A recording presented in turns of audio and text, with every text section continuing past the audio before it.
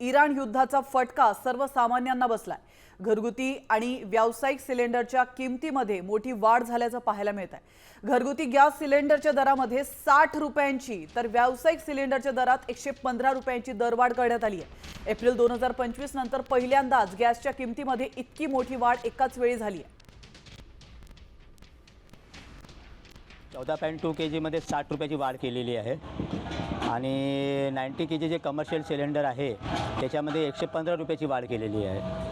जे 904 रुपये 50 पैसे सिलेंडर होतं ते 964 रुपये 50 पैसेचा रेट झालेला आहे आणि जसंच कमर्शियलचे 1966 रुपये 50 पैसे होतं ते 2081 रुपये रेट झालेला आहे। मी काल बुक केलं 905 रुपये दाखवलं होतं, आज मला पे 980 रुपये लागले। म्हणजे आपल्याला सर्वसाधारण जीवनामध्ये 80 रुपये हे आलं आहे वाढ। आपला कामगार म्हणजे रोजमजुरी करणं आहे, आणखी फटका तर कसं होईल आपलं जीवन जगणं। कमर्शियल सिलेंडर हाच एक ड्रॉबॅक आहे की आम्ही तो स्टॉक करू ठेवू शकत नाही आणि याच्या किमती तर आता आकाशाला भिडायला नको। अजून आता 1700-1800 रुपये एक सिलेंडरला आम्ही देतो आहे, तर समजा 2000 रुपयाच्या वरती हे गेलं आणि जर ब्लॅक मार्केटिंग झालं तर मग व्यवसाय करणं खरंच अवघड होणार आहे।